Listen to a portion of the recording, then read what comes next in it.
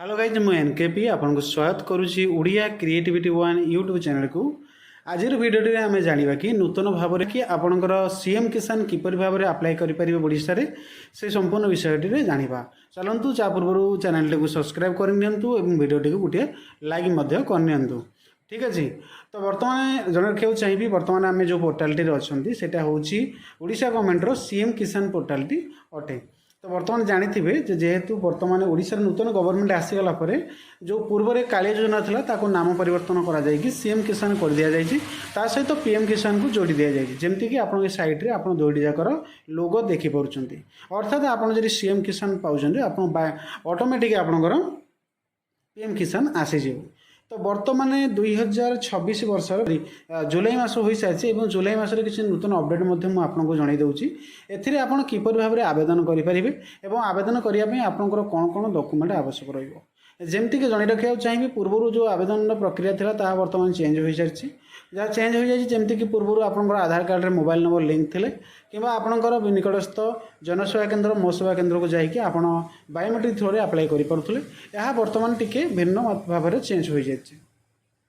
पूर्व प्रोसेस अनुसार आपणकर सीएम किसान अप्लाई करा कृषक ओडिशा आईडी निहाती आवश्यक पड़ूला आप कृषक ओडिशा आईडी निहाती भाव आवश्यक पड़ो सहित आपणकर आधार लिंक बैंक पासबुक आर पट्टा आपणकर आधार जो मोबाइल नंबर लिंक होती से मोबाइल आवश्यक पड़ूला।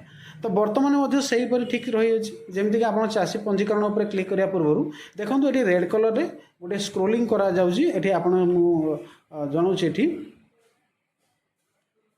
देखो आपंकर सीएम किसान अप्लाई कराया जोटा कि मैंडेटोरी कर दी जाए बाध्यतामूलक कर दी जाए जमती कि आपंकर एग्रीस्टैक फार्मर आईडी आपको निहाती भाव में आवश्यक जमती अंडर सीएम किसान पोर्टाल। तो आपड़ जदि एग्रीस्टैक आईडी करना ताहले आप सीएम किसान अप्लाई करें ना। तो एग्रीस्टैक आईडी करने बर्तमान अपडेट अनुसार आपंकर निजर आरओआर रे आपंकर नाटी थिबा दरकार जदि आप निज ना आरओआर अच्छी तो निहत भाव में आप एग्रीस्टैक आईडी बन पारे बन सारापर आप सीएम किसान आवेदन करेंगे। जदि एग्रीस्टैक आईडी ना आपंकर तो निहत भाव में आप निजर पट्टारे ना जदि पूर्वपुरुष मानकर अच्छी तो ताकू आप अपडेट करूँ चेंज करातु म्यूटेशन करातु देन जाकि आप सीएम किसान बेनिफिशियरी हो पारे। सेम प्रोसेस सेम आप चाषी पंजीकरण उपर क्लिक करने क्लिक कर सारापर बर्तमान किसी सर्वर डाउन है तो देखा ठीक अच्छे। चाषी पंजीकरण उपर क्लिक कर सारापर आपंकर आधार कार्ड नंबर एवं कैप्चर देके एंटर करने एंटर कर सारापर आप राशन कार्ड से फेच कर राशन कार्ड थी निश्चित भाव में से आग को प्रोसेस टी ग्रो कर जदि राशन कार्ड न तो से प्रोसेस आप आगू नब ही ना।